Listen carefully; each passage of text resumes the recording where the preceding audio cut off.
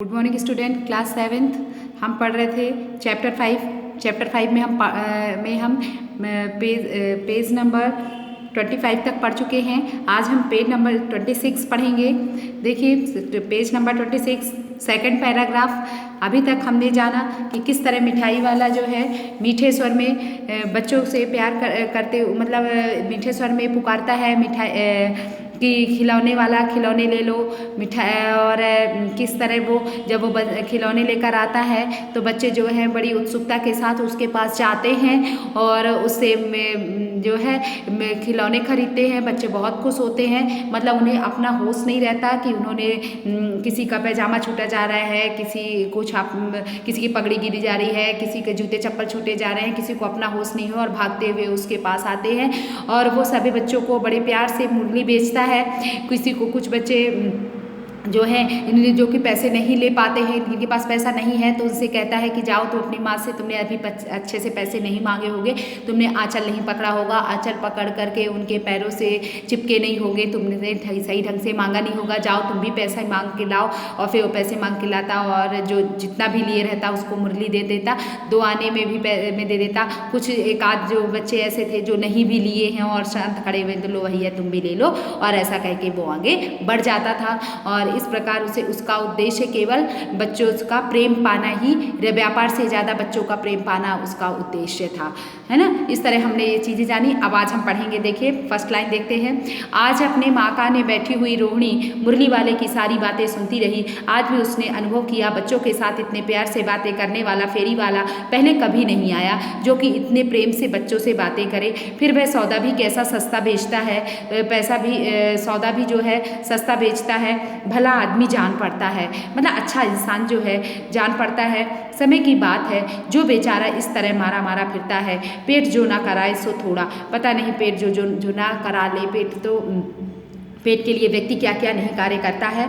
इसी समय मुरली वाले का छीण स्वर दूसरी निकट की गली से सुनाई पड़ा। छीण मतलब धीमा स्वर, मतलब दूसरी गली से सुनाई देने लगा। क्या देने लगा? बच्चों को बहलाने वाला मुरलिया वाला, इस तरह कह के जो है ये आवाज़ जो है सुनाई देने लग गई। रोहिणी इसे सुनकर मन ही मन कहने लगी, और स्वर कैसा मीठा है इसका। बहुत दिनों तक रोहिणी को मुरली वाले का वह मीठा स्वर और उसकी बच्चों के प्रति बेस्नेहा सिक्त बातें याद आती रहीं। महीने के महीने आए और चले गए, फिर मुरली वाला ना आया और धीरे धीरे उसकी स्मृति भी क्षीण हो गई। स्मृति मतलब याद, धीरे धीरे उसकी याद भी धूमिल पड़ गई। देखिए फिर देखते हैं 8 महीने बाद। 8 महीने बाद क्या हुआ? सर्दी के दिन थे, मतलब ठंडी के दिन थे। रोहिणी स्नान करके मकान की छत पर चढ़कर अजान उलंबित मतलब घुटनों से लंबे बाल, केस मतलब बालों को सुखा रही थी। इस समय नीचे की गली में सुनाई पड़ा बच्चों को बहलाने वाला मिठाई वाला। अभी वो क्या कह रहा था? बच्चे को बहलाने वाला मुरलिया वाला। अब 8 महीने बाद क्या सुनाई दी उसको आवाज़? बच्चों को बहलाने वाला मिठाई वाला। मिठाई वाले का स्वर उसके लिए परिचित था। झट से रोहिणी नीचे उतर आई। उस समय उसके पति मकान में नहीं थे, हाँ उनकी वृद्धा दादी थी। रोहिणी उनके निकट आकर बोली, दादी चुन्नू मुन्नू के लिए मिठाई लेनी है, जरा कमरे में चलकर ठहराओ, मैं उधर कैसे जाऊं, कोई आता ना हो। जरा हटकर मैं भी चिक की ओट से मैं बैठी रहूंगी। चिक की ओट में मतलब ये जो बांस का बना हुआ पर्दा, देखिए पर्दा कैसा है, बांस का बना हुआ है, चटाई टाइप का, और इसे चिक कहते हैं, ठीक है। तो इसकी ओट में खड़ी होकर के रोहिणी जो है कहती है, चिक की ओट से मैं भी देखती रहूंगी, मैं बाहर कैसे निकलूं। मतलब इससे बात पता चल रही है वो समय कौन सा था, पर्दा प्रथा थी, मतलब वो बाहर नहीं निकली और अपनी दादी को बाहर कर दिया, मतलब कि तुम बात करो और मैं चिक की ओट से मैं भी देखती रहूंगी। और चुन्नू मुन्नू के लिए मिठाई लेनी है, और उसके पिता जो है उसके घर में नहीं है। दादी उठकर कमरे में आकर बोली, ए मिठाई वाले इधर आना। मिठाई वाला निकट आ गया, बोला कितनी मिठाई दूँ माँ? ये नए तरह की मिठाइयाँ हैं। वह अपने मिठाई की विशेषता बताता है कि कैसे नई तरह की हैं, रंग बिरंगी, कुछ खट्टी कुछ मीठी और जायकेदार, बड़ी देर तक मुंह में टिकती हैं। इस तरह आप भी अंडरलाइन कर लीजिए अपनी बुक में। जल्दी नहीं घुलती, बच्चे बड़े चाव से चूसते हैं, इन गुड़ों के सिवा ये खांसी भी दूर करती हैं। और कितनी दूँ? चपटी, गोल, पहलदार गोलियां हैं। पैसे की 16 देता हूँ। मैं पैसे की कितना देता हूँ? 16 देता हूँ। एक पैसे की 16 गोलियां देता हूँ। इस तरह वो अपने गोलियों की मिठाई की तारीफ करता है। दादी बोली 16 तो बहुत कम होती हैं, भला 25 तो देते। तो मिठाई वाला, नहीं दादी, अधिक नहीं दे सकता, इतना भी देता हूँ। यह अब मैं तुम्हें क्या, खैर मैं अधिक ना दे सकूँगा, मैं इससे अधिक आपको नहीं दे सकूँगा। रोहिणी दादी के पास ही थी। बोली दादी फिर भी काफ़ी सस्ता दे रहा है, 4 पैसे की ले लो, यह पैसे रहे। और पैसे देती है। अब बोलती 4 पैसे की ले लो। मिठाई वाला मिठाइयाँ गिनने लगा। 2 4 की दे दो, तो 4 की दे दे। अच्छा 25 नहीं, सही 20 ही दो। अरे हाँ, मैं बूढ़ी हुई, मोल भाव अब मुझे ज़्यादा करना आता ही नहीं। इस तरह दादी कहती है। कहते हुए दादी के पोपले मुंह से जरा सी मुस्कुराहट फूट निकली। रोहिणी ने दादी से कहा, दादी इससे पूछो तुम इस शहर में और कभी भी आए हो तो पहली बार आए हो? तुम यहाँ के निवासी तो नहीं लगते।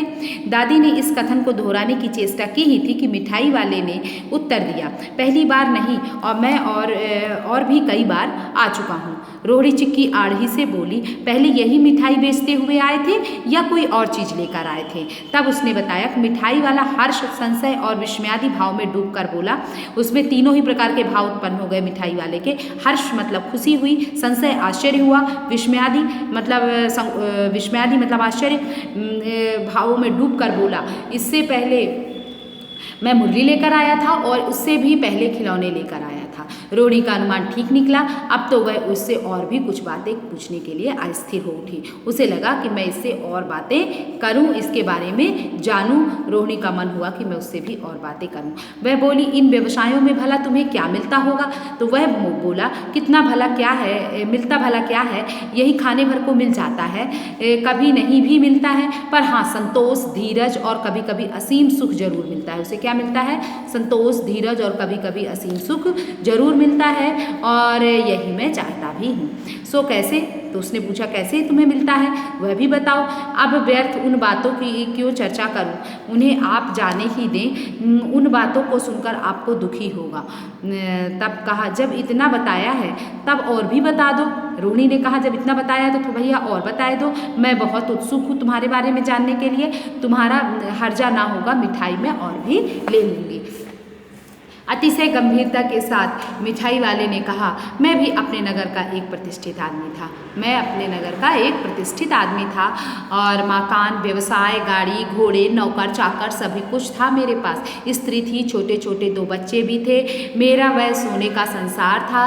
बाहर संपत्ति का वैभव था, भीतर संसारिक सुख था। स्त्री सुंदरी थी और मेरी प्राण थी। बच्चे ऐसे सुंदर थे जैसे सोने के सजीव खिलौने। उनकी अटखेलियों के मारे घर में कोलाहल मचा रहता था। समय की गति, विधाता की लीला, अब कोई नहीं है। दादी प्राण निकाले नहीं निकले, और अब मेरे पास ना मेरी पत्नी है और ना मेरे बच्चे हैं। पहले मेरे सब कुछ था, लेकिन अब विधाता की गति नहीं जानते, मतलब भगवान की गति कोई नहीं जानता। और आज मेरे पास ना पत्नी है और ना बच्चे हैं, इसलिए अपने उन बच्चों की खोज में निकला हूँ। वे सब अंत में होंगे तो यहीं कहीं, मैं सोचता हूँ कि अंत में तो होंगे यहीं कहीं, आखिर कहीं तो ना कहीं तो जन्मे ही होंगे। और इस तरह उस तरह रहता तो घुल घुल कर मरता रहता, इस तरह सुख संतोष के साथ मरूंगा। इस तरह के जीवन में कभी कभी अपने उन बच्चों की एक झलक सी मिल जाती है। इन बच्चों में ही मैं अपने बच्चों की झलक देख लेता हूँ और मैं खुश हो जाता हूँ, जैसे वे उन्हीं में उछल उछल कर हंस खेल रहे हैं। पैसों की कमी थोड़े ही है, आपकी दया से पैसे तो मेरे पास काफ़ी हैं। जो नहीं है इस तरह की उसी को पा जाता हूँ। क्या नहीं उसके पास? बच्चों का प्रेम उसके पास नहीं है, जो इन बच्चों से मैं प्राप्त कर लेता हूँ। रोहिणी ने अब मिठाई वाले की ओर देखा और उसकी आंखें आंसुओं से तर हैं। और जब मिठाई वाले की ओर रोहिणी ने देखा तो क्या देखा कि ये बातें करते करते उसकी आंखों में आंसू आ गए हैं। इसी समय चुन्नू मुन्नू आ गए। रोहिणी से लिपट कर उसका आंचल पकड़ कर बोले, अम्मा मिठाई। और मुझसे लो, यह कहकर तत्काल कागज़ की 2 पुड़ियाँ बनाया। मिठाई वाले ने कहा ये तुम मिठाई मुझसे ले लो, और जल्दी तत्काल मतलब तुरंत उसने कागज़ की 2 पुड़ियाँ बनाई और मिठाइयों से भरी और मिठाई वाले ने चुन्नू मुन्नू को दे दी। रोहिणी ने भीतर ही से पैसे फेंक दिए, रोहिणी ने भीतर से ही पैसे फेंक दिए और मिठाई वाले ने पेटी में उठाई और कहा अब इस बार ये पैसे ना लूँगा, अब इस बार मैं ये पैसे नहीं लूँगा। और ऐसे कहते हुए दादी बोली अरे अरे नाना पैसे लिए जा भाई। तब तक आगे फिर सुनाई पड़ा उसी प्रकार मादक मृदुल स्वर में बच्चों को बहलाने वाला मिठाई वाला, और उस जो मिठाई वाला था उसने पैसे वहीं छोड़ दिए और धीरे आगे बढ़ गया और फिर से वही आवाज़ सुनाई देने लगी, बच्चों को बहलाने वाला मिठाई वाला। तो बच्चे मिठाई वाले को बच्चों का स्नेह, बच्चों का साथ और बच्चों का प्रेम पसंद था, इसलिए वो व्यापार करता था। बच्चों का सानिध्य प्राप्त करने के लिए ही वो ये व्यापार किया करता था, है ना। इस तरह आज आपने मिठाई वाले के बारे में जान लिया, जिसको लिखा है भगवती प्रसाद वाजपेयी जी ने इस पाठ को लिखा है। आपको ये भी याद करना है कि इस लेखक कौन है, किस पाठ के कौन लेखक है, ये जानकारी आपको होनी चाहिए। ठीक है, तो आपको जो समझ में ना आए आप उसे डाउट क्लास में पूछ लीजिएगा।